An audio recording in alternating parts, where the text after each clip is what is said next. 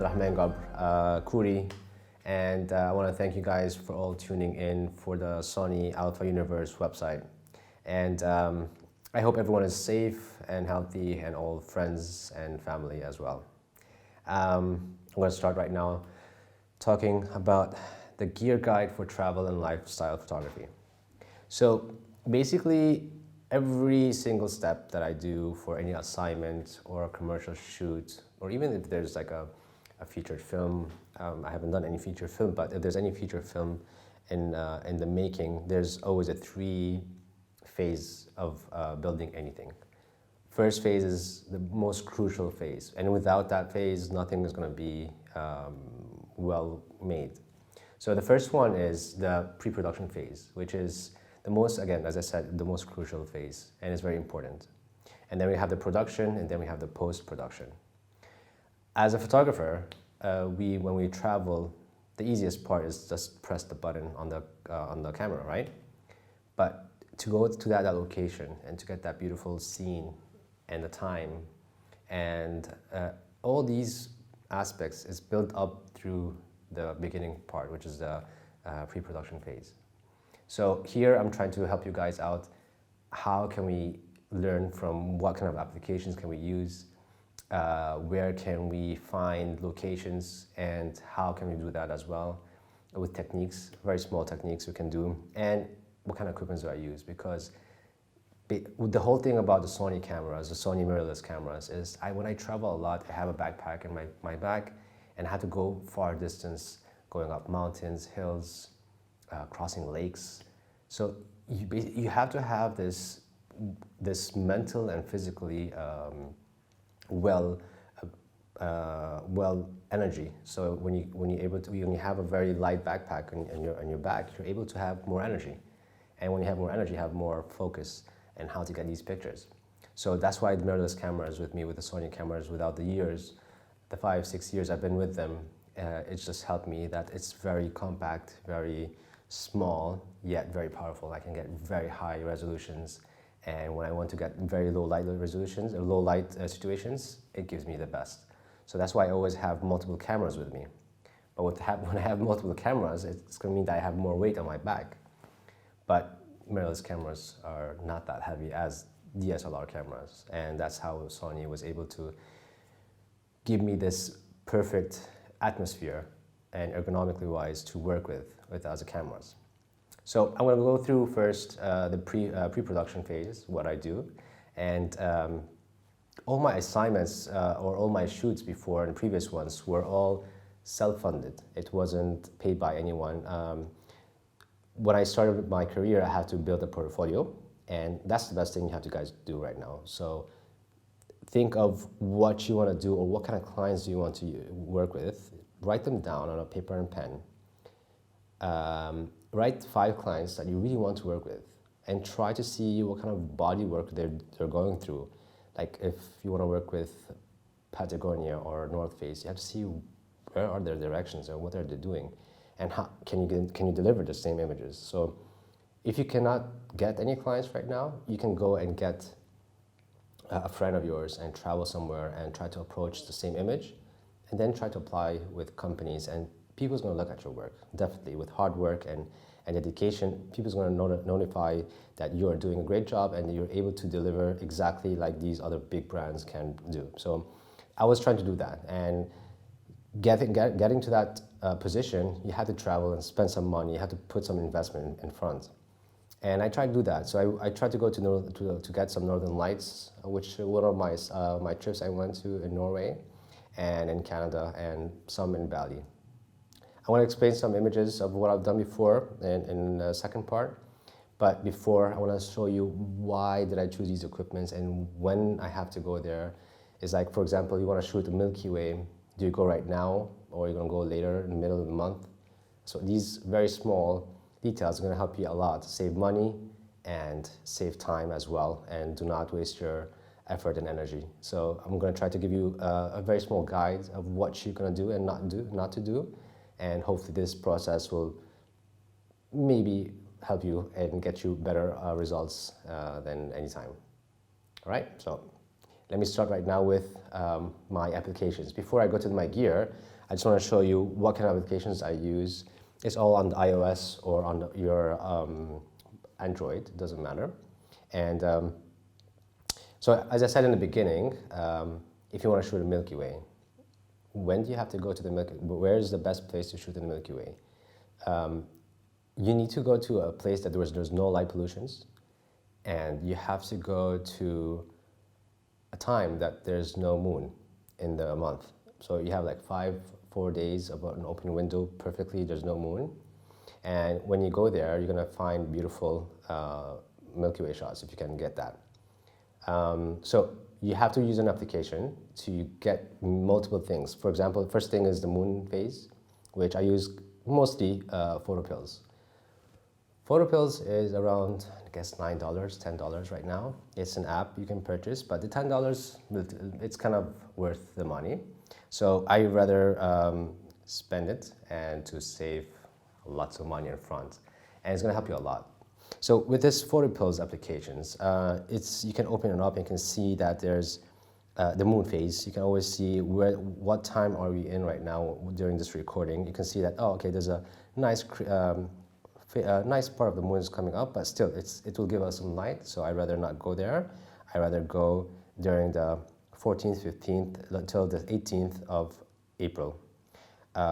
So yeah, that will be my best choice of going to get some Milky Way shots. And then you have the augmented reality night shots, so you can see always that you can always see the Milky Way exactly. So when we go there in the middle of the desert, for example, first of all, you have to be 30 kilometers away from the light pollution from any city. So basically, it's most better for going to the desert or somewhere very far away from the city. And I'm in the middle of the night. I open my photopills. I check the moon calendar. I went there when there's no moon. So I'm right now setting my tripod, putting my camera, but where should I point my camera to? Because it's a 360 degrees of space, of air. So, sky, sorry. So where am I gonna put that Milky Way shot? So basically I use something called augmented reality. So I know that, okay, this is the Milky Way shot, and I know it's gonna start from 9 o'clock at night and it's gonna end out at 3 o'clock at night. So I can always position my camera in the middle. If you have a motion crane, it'll be much more epic to get that nice motion flow of that Milky Way shot. All right, so, but before we go to the gear and everything, I just want to show you some other applications I use.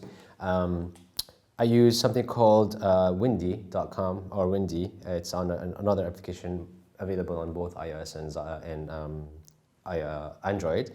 And these are very nice, so you can always get the wind forecast. It depends if you want like storms or you want like fog in the morning, like in Dubai. And there's another application called YR, which is an amazing application for precise weather and sunset and sunrises and all these kind of small precisions that you need. And photopills, you can always see where the sun rises and sunset. And the best thing about photopills is that you can get, for example, if I want to go to a place in England and there's a nice lighthouse that I want to shoot, but I want to see where's the sunset and sunrise, so I can plan ahead. When I go there, I know everything is planned. I know, okay, I'm going to get that shot with the sunrise or sunset. The beauty of it is that you can take that pin on the sun planner and you can put that pin in that place, exact location, and you can see where is the sunset and sunrise and the blue hour and the golden hour. So these applications didn't exist before, and like 5 years back. So now we have this technology that we can plan more further ahead, and that helps us a lot as creators and photographers. We can get things done easily. When we go to Northern Lights to get some shots of Northern Lights, I went to Norway. I haven't been to Iceland or Finland. My destination was Tromsø in Norway. And there's an application for that, and I guess there's an application for the whole Aurora Borealis forecast, but there was a certain application for Tromsø or Norway. And the beauty of it is that I was able to go there and get most of my shots, most of the days I went there, like I stayed there for 12 days. The 10 days I got very beautiful skies of aurora borealis, and I didn't miss any of them. First of all, planning when I have to go there, because the northern lights comes in a certain time of the year, which is the most brightest and the most visible. And the best thing about this application is that I'm able to find, I'm in Tromsø and there's like 6-7 cities around me. Each one is like an hour, 2 hours drive, because the ferry closes at winter. But I was able to go there fast, like, okay, I'm gonna see the application right now. It says that this city is from 12 o'clock at night till 2 o'clock a.m.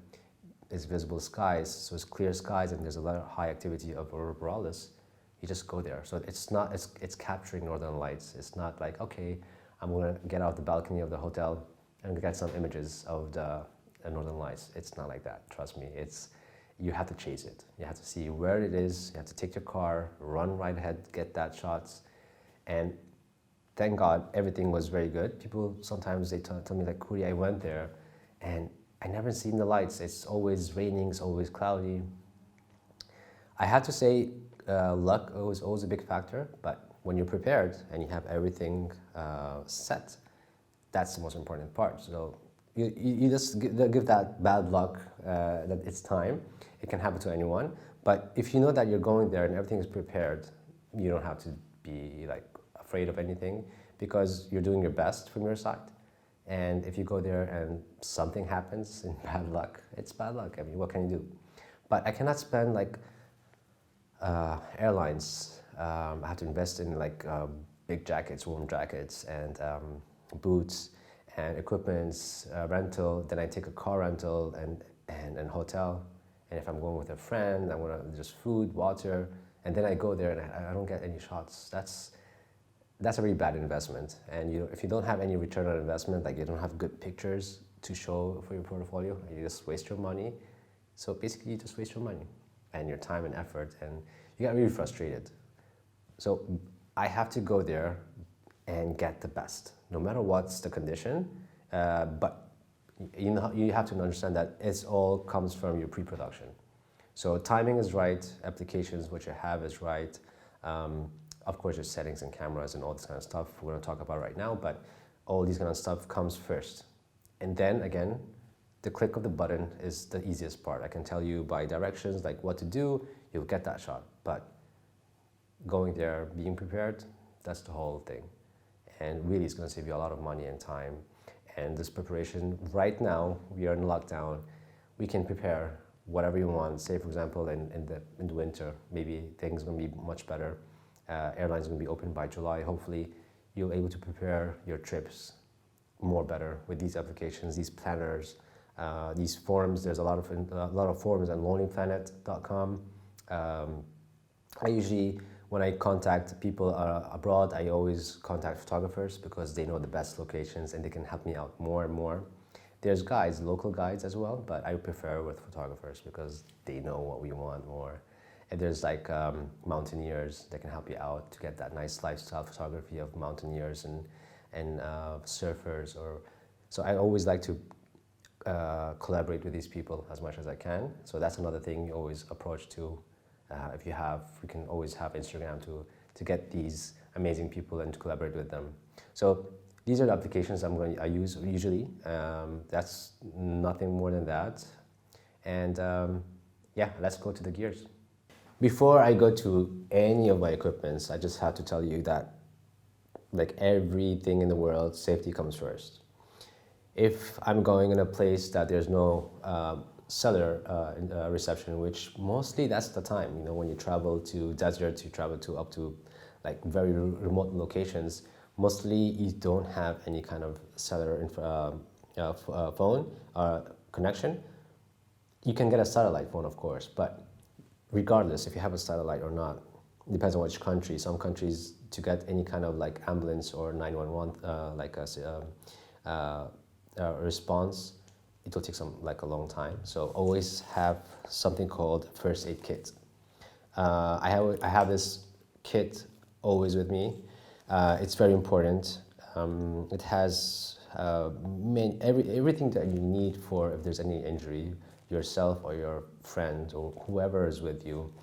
Safety comes first. The thing is inside of here, there's a lot of meds, and these meds are sometimes expired, so you have to always make sure that everything inside here is not expired and it's still valid, which is very important. You always have to refresh the pack and to get things secured for yourself, and you always travel. So it's a small pack. You can get it from your friends from doctors, like get some small stuff. You're going to go to the pharmacy, gather everything, and you have everything in a small pack.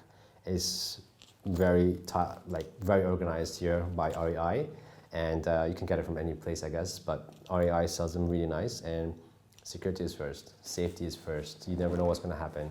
Any injuries, it might put you in a very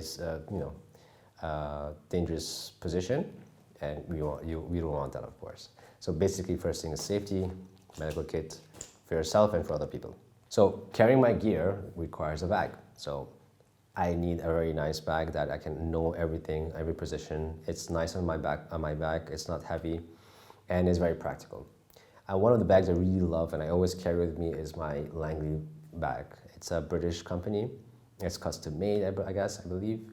And the color is really cool. I love the olive green color with brown leather. And it's rain resisting proof. And the pockets, everything here from the top and from the side pockets, and you got front pockets from the front side of the bag, and of course the compartments inside where you put the cameras and everything. And of course you can put a 15-inch laptop on the side. It's a really cool bag. I really like it. It's very comfortable for me, to be honest. I've tried many bags before, GoPro, Manfrotto. This is the most fashion and cool bag I can always go out with. So this is my favorite bag. I always take this bag with me.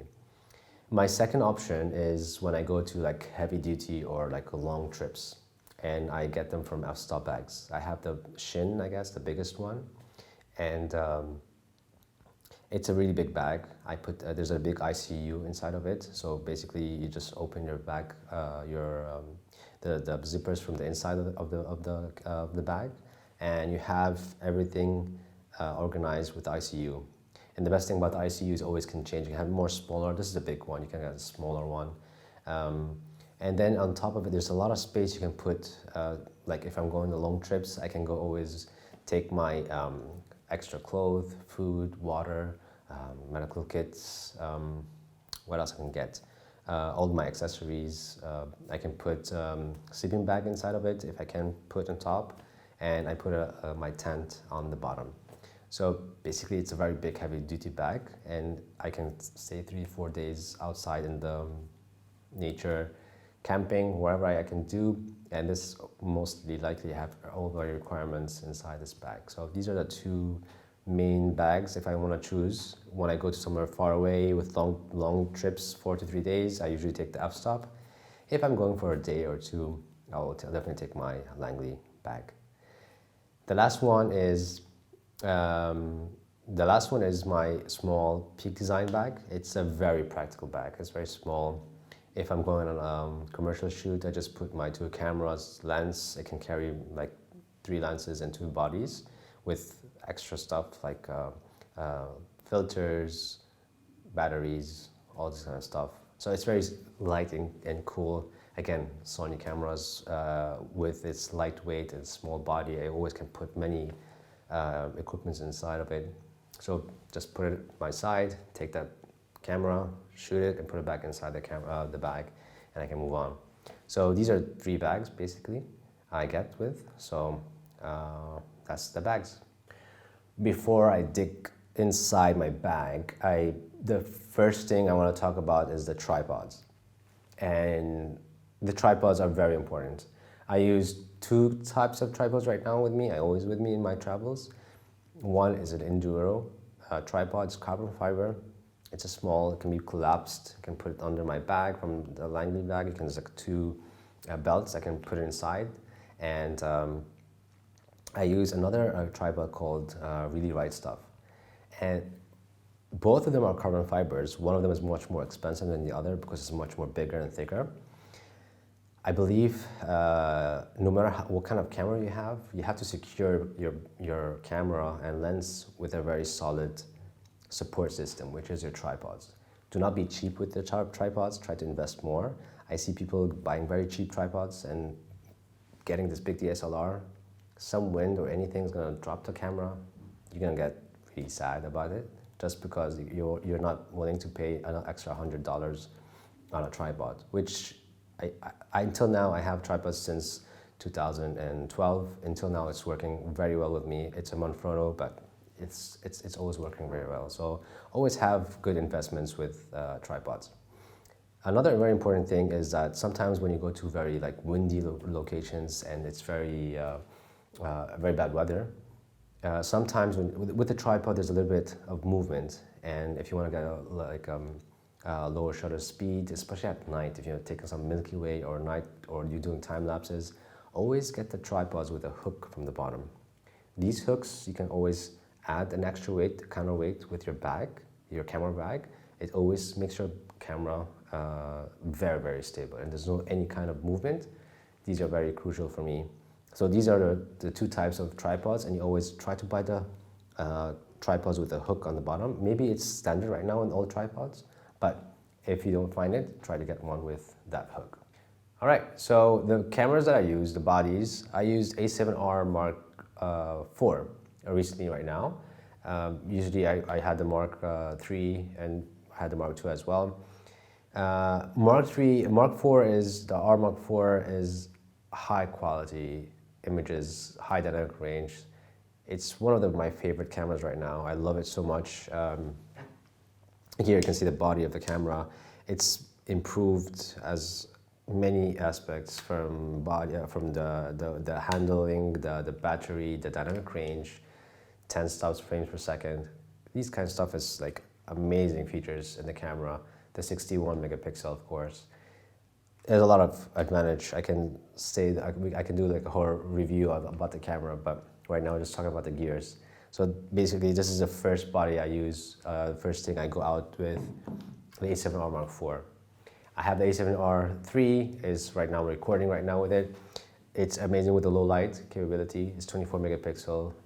I see that this camera is one of the best cameras out there as well for videos and photography. So whoever wants to start with the Sony cameras with the Alpha series, I prefer you guys use the A7 III. A7S Mark II is still with me, and I love it till today. It's one of my favorite cameras. I've done a lot of crazy stuff with it. I've gone to a helicopter and in New York City, Manhattan, and I try to test its limits and get shots with it. And I use only one lens, which is a Zeiss 25, which I'm going to go through the lenses right now. But with this camera, I was able to get amazing, beautiful images with the at night shots. Usually in that kind of test with a helicopter moving really fast, you have to have high shutter speed, which decreases the light entry in the camera. But with the high ISO and high low light, I was able to get details and dynamic range with this camera. And of course, not to mention always the Milky Way shots and time lapse that I do with the A7S Mark II. The only downside I have is just I have to always have this big grip because of the batteries, but I hopefully we'll get a new version of the A7S and we get bigger batteries soon. So these are the three big Alpha series I use, and I use as well the RX Mark VI, the latest RX 100, and this camera is actually, it was fascinating with me when I went to Canada. I made so many shots with it. The best thing about it, because you're not gonna have this camera with you all the time when you walk around. It's like you cannot put it in your car, you cannot put it in your small bags. I don't have it with me right now, but these are the pictures I've taken with the RX 100 when I was in Canada. The best thing about it is that you can put the camera inside your jacket, inside your bag, your shorts. You can put it in your car in the glove compartment. It's easy to take it out and shoot. And the best thing, with the new ones, I guess it's from 24 to 200, I guess, or 70 to 200, which is amazing, basically amazing focal length of your needs. and the quality of it is really, really decent, and it's really good cameras. And you can see the qualities of the pictures I've taken in Canada, which I guess people see it's like, okay, what kind of camera are you using? I say, I have this small thing, and they don't believe me. And like, no, this is the camera I've been taking with it. And it proved a lot, and I'm really happy with this camera, and I wish I can test more and more, and they come up with amazing versions in the future. All right, so now let's go to the lenses. My favorite lenses, I use like 4 of them or 5, not more than that. I wish I can experience more in the future and I can make some more reviews on it. But I really love the 7200 GM lens. I don't have it with me right now, but it's one of the really good lenses out there. It's very practical to travel, to get that nice depth of the background. When you have the 7200, if you go to 150 or 200 millimeter, you can compress the background and get that nice image far away. If someone's very far away from the mountains or like a nice on the beach side, you can get that nice background compressed and get that beautiful image. So that's the beauty of the 7200. And of course, the GM lens is 2.8 aperture. That gives a big plus on it in it. Comes down to the second lens I have is the 2470 lens. Basically, one of my, like, if I have anything to do, I just put this number 1 first, 2470, and see how it goes. But this is like the number 1 lens I have. I really love this camera lens. It's a GM, so it has a 2.8 aperture. And if you realize that right now that every lens I have something called like a circular polarizer. I never take these off. I have this here on all my lenses. It's by Hoya. So what does a circular polarizer do? It's like you can see these 2 images. One image, you can see the reflection of the sun on the water. You cannot see anything underneath it. But with that circular polarizer, you can remove all the glare, and you can see everything underneath that in the water. So you can get that beautiful image of clear blue water in like tropical areas or beautiful lakes in Canada. And you can do that as well with the mirrors or like a nice glass. You can remove that glare of reflection of the glass.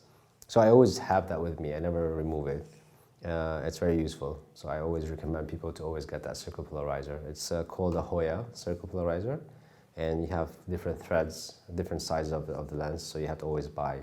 But luckily with the 1635 and 2470, they're almost the same, 82 millimeter, so I can always take this and put it on other lens. So I use the 2470, and most of my work is shot with this lens.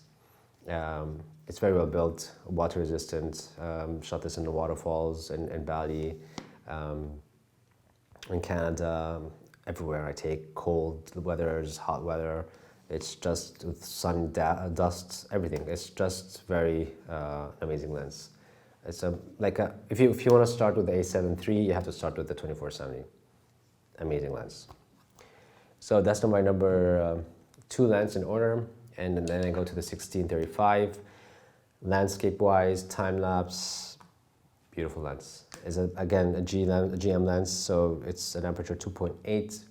There's a Zeiss lens. If you can get the GM lens, the Zeiss lens. I started with the Zeiss lens actually. It's a f4, and it was amazing as well. And the only difference between both of them is the aperture, 2.8 and 4. But with the Zeiss, the lens was a little bit smaller, so it was much more practical to have smaller lenses in size. But again, a very lightweight, amazing. These are all lenses. You can see that all are zoom lenses from range to range. I have only 2 prime lenses. One of them is a 25 millimeter Zeiss Batis. It's right now I'm using it right now on the camera. And I believe this is one of my really favorite lens as a prime lens. And I have this Rockin' 14 millimeter 2.8, but it's not the best quality, but it's really good, it's cheap. I really get that nice wide 14 millimeter. But with the Zeiss Batis, I had the A7S, and again, I was in New York. And the images I showed previously, it's very sharp. It's very, like, one of my sharpest prime lenses I have. I've tried the 50, 85, 135 Sonys, all are amazing. But the Zeiss Batis is small, very tiny, and it's very nice to always put it in your small bag, like the peak design back. It's an extra lens you can add to it as a prime lens. So one of my favorite lenses as well. So these are like my 5 lenses, to-go lenses, and these are my 3 bodies I always use. If you see right now in the setting, this is like 3 lenses in 1 body. If I put another body over here, it's compact. It's very small, powerful unit, low light, high resolution, all the range I need. It's in 1 powerful unit I need, and it's in my backpack, small one in my Langley bag, and I can always get amazing results out of these cameras. When I was explaining about the lenses, there was the circle polarizers. I always have this pouch, and it's really amazing that you can always have all your filters over here, because there's different. I have variable NDs for videos, circle polarizers. You can always tag them with their millimeter filters. It's very nice to always organize your stuff with a small pouch, and it's very practical. You can find it on Amazon very cheap. When we have the lens, we have the camera, we have the filters, you always have the SD cards. I always have this small Pelican case, which have all your SD cards. Usually I have a lot of them because I don't want to put them like in pockets. It can always fall down, so this is very nice and sealed, waterproof. And the best thing about it is you can have everything organized. A very small tip: when you have your SD cards, once you fill one of your cards, you put it back, but you have to always flip it upside down, so you can always know that this card is untouchable. You know that when you go back to your hotel or you're going back to your home, that this is going to be loaded to your hard drives.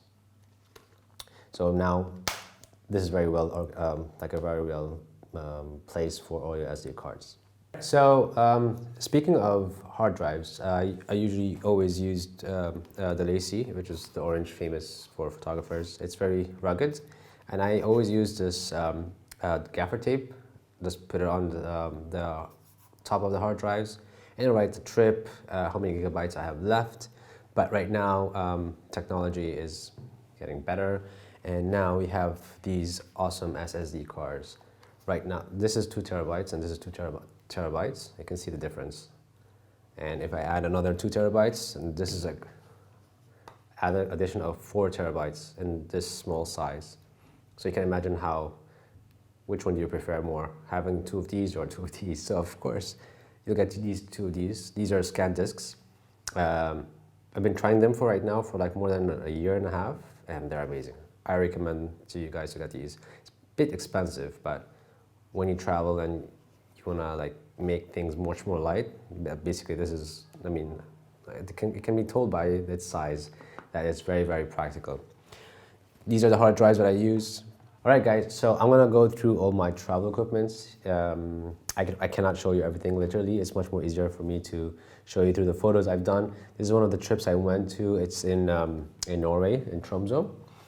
And these are the things I want to show you right now. From the beginning thing I'm going to show you from the left-hand side is the new equipment tent. It's the whole idea of the mirrorless cameras, the SD cards, is try to minimize and make things light on yourself. And that's the whole purpose of the whole traveling to the further and further. So this new equipment tent is super light. It's very easy to open. It's very durable. It can stand with very harsh temperatures. Next to it, my sleeping bag. It's again by New Equipment, and it's made for minus 35 degrees Celsius. So I can be still surviving in the cold weather. Up here, you're gonna see the black diamond sticks. The whole idea of the sticks is 2 things. First, it removes some weight on your knees, so your knees don't get tired by time. And second thing, you kind of look cool taking pictures of it. Yeah, so 2-in-1 option. I use the Salomon boots. The boots are really nice. When I was in Canada, I tried to test. I was trying to get this picture of a friend of mine, and she's in the canoe, and the whole idea is that I want to get inside more and more to get that immersed. I have like an underwater mount, and I want to get that shot between her and the water underneath. So I'd have to go inside the water a little bit more deep, and yeah, the boots kept me warm. No water came inside my socks, and that's really important. I get the hydro flask. The hydro flask is very important because it can take a lot of water, and I have this water purifier. It's like a pen, and you just put it inside. It releases ultraviolet rays. It cleans all kind of bacteria, so you can always have that nice flask. My medical kit we mentioned before. I always have the black diamond,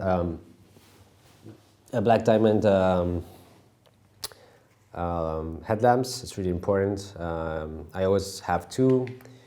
These two because if I'm having one for myself, if I want to light something like a tree in the middle of the desert, it would be very nice to light paint it, or a friend of mine needs one of these, so I can always have someone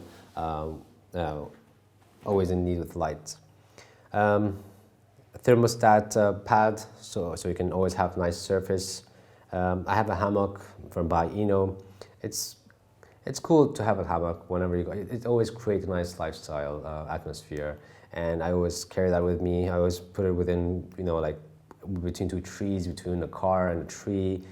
It doesn't matter, but as long as it looks really nice in the images, it's very practical. It's very light. You can put it inside your bag, and you can create very good images out of it.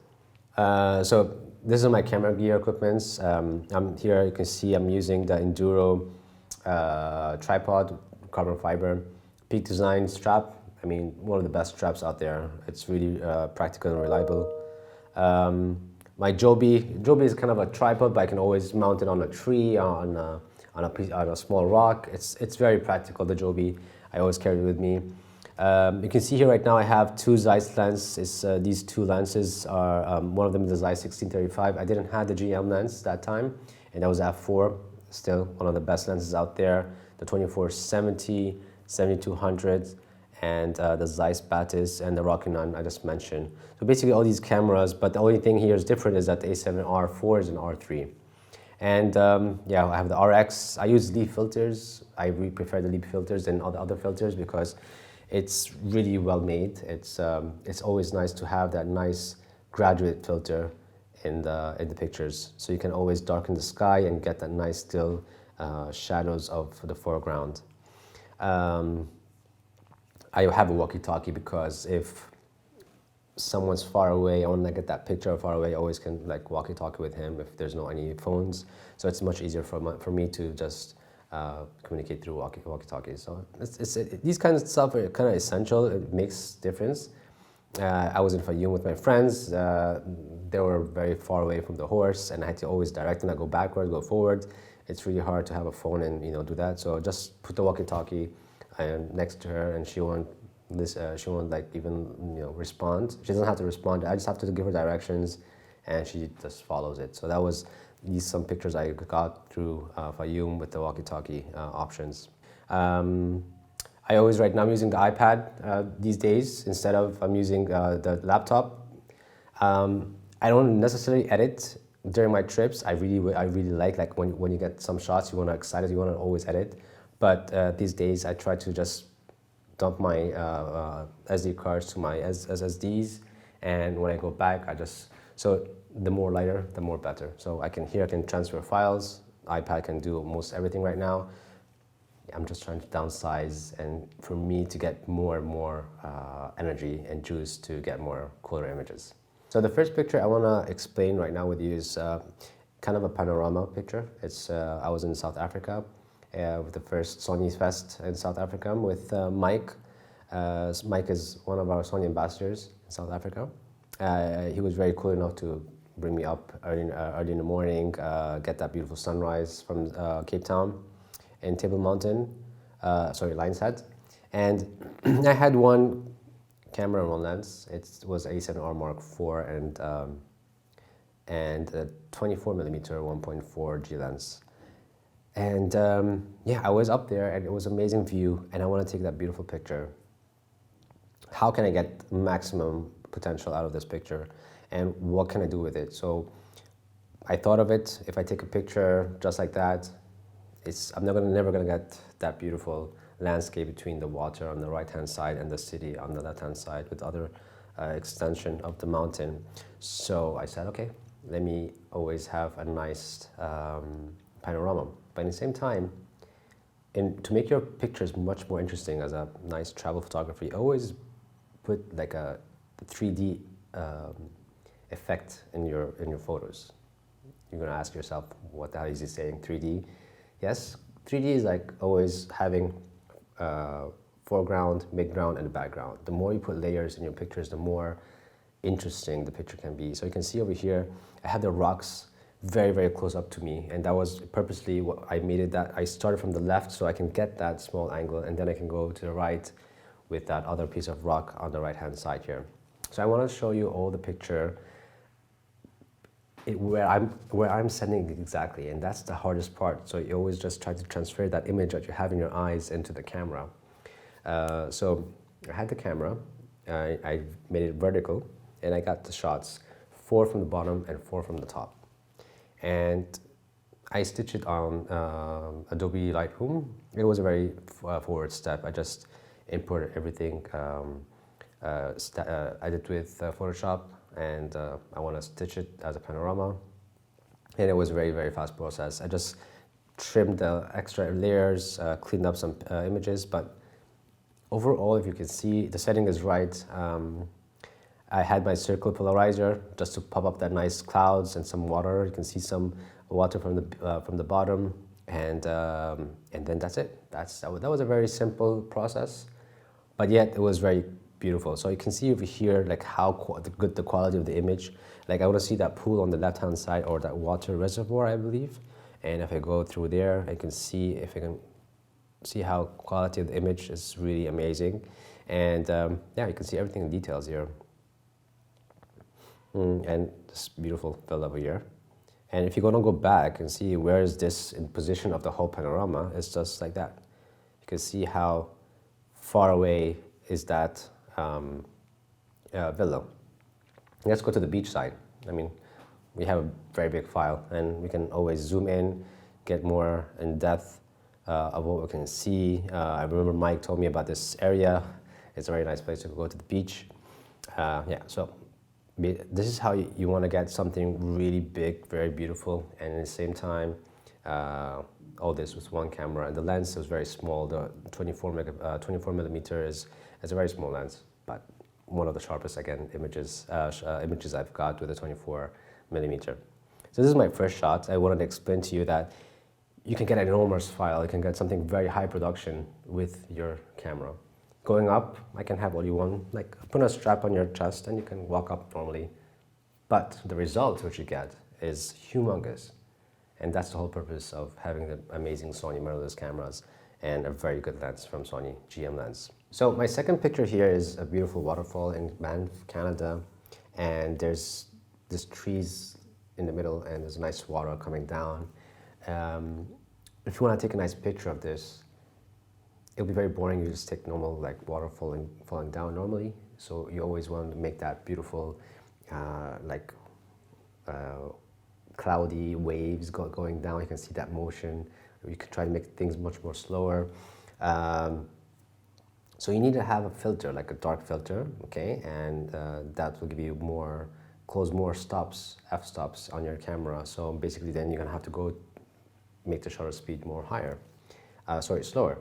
But I forgot my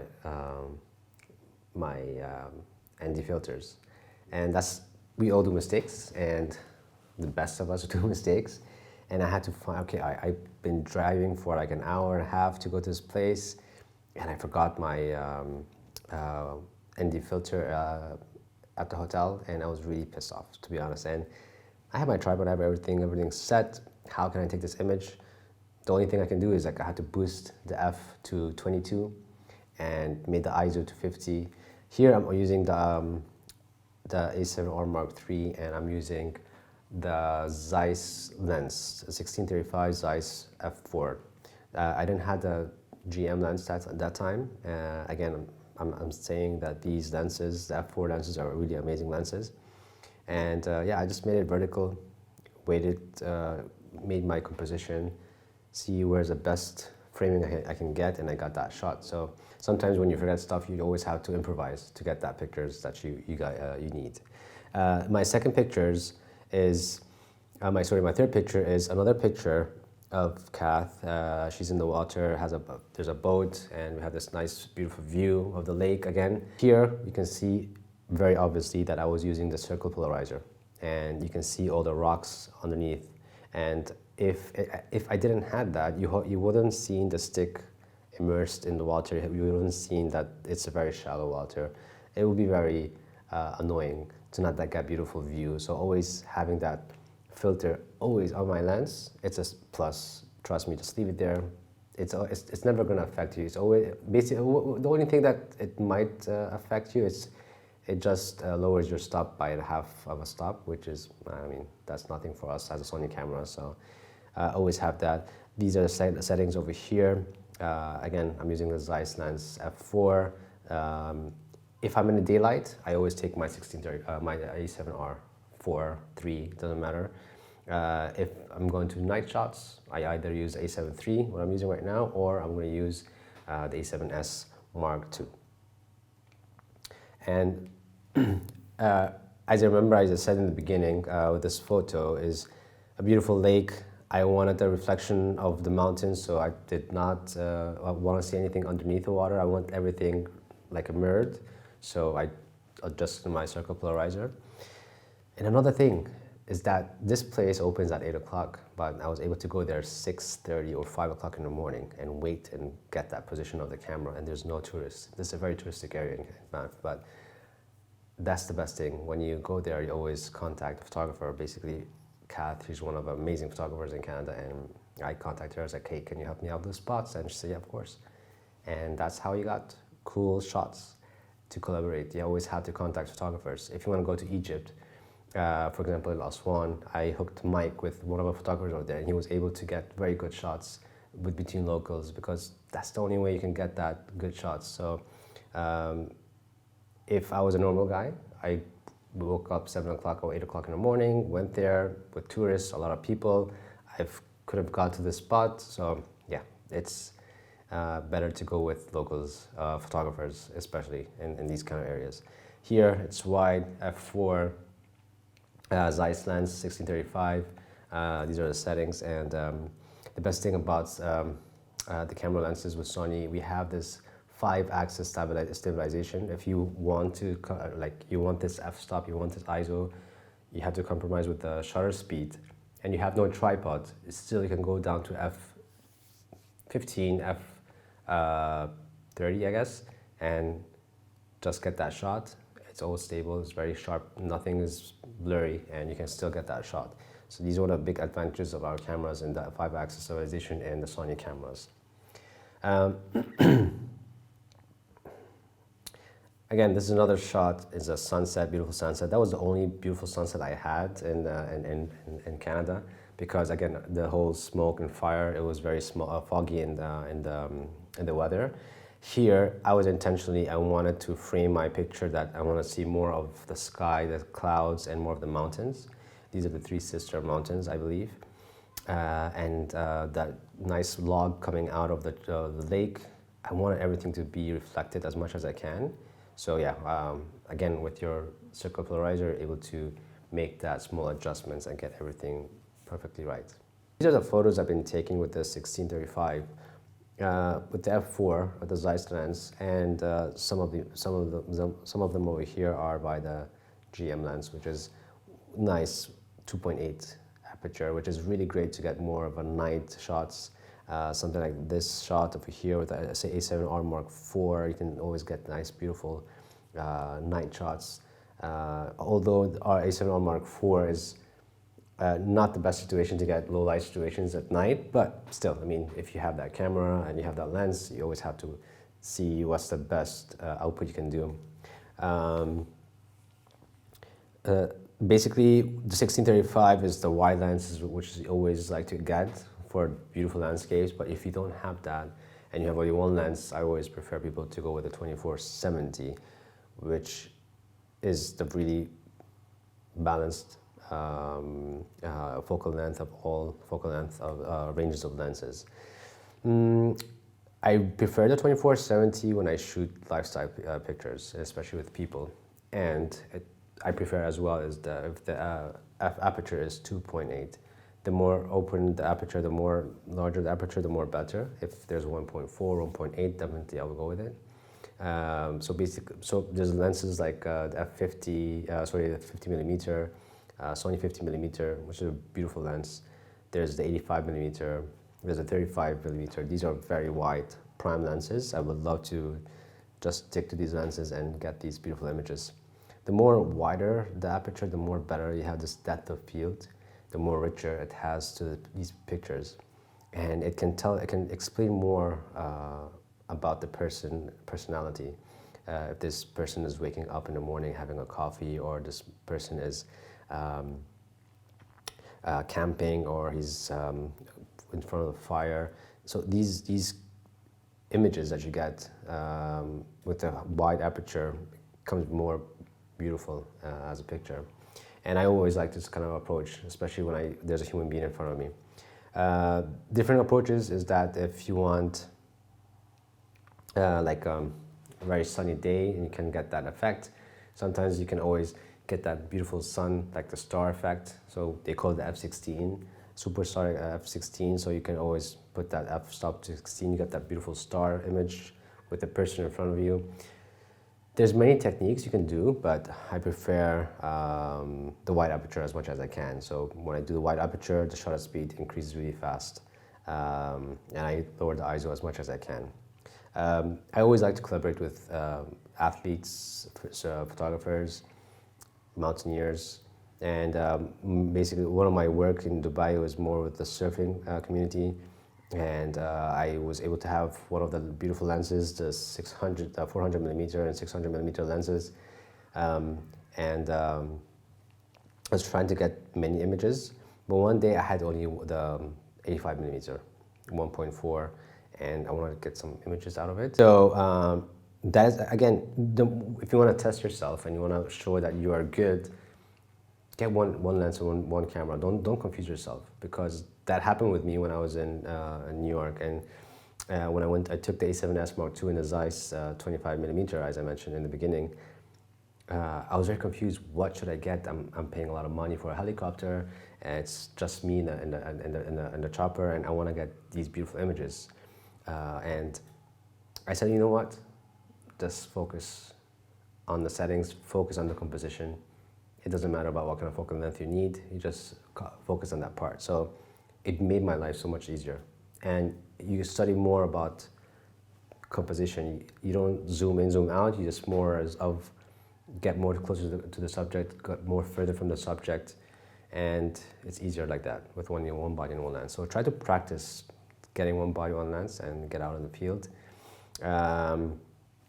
Here, most of the pictures are captured by 24-70mm.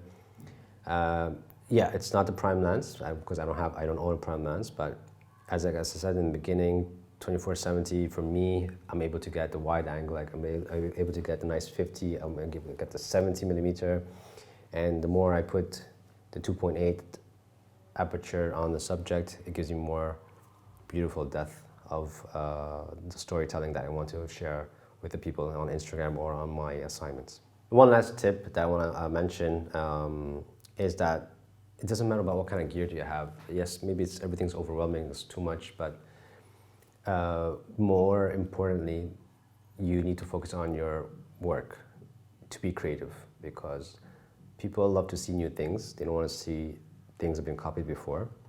They always love to see fresh ideas, especially clients. The more you give them pictures that have already been taken, something similar, it's all right to do something similar. You can put some flavor, some taste of yours inside of your pictures, but you don't copy the pictures as it is, because you just kill the sense of creativity. And again, it doesn't matter what kind of camera or lens do you have, as long as this creative process is there, you'll have a very good approach from the audience of yours or from any clients.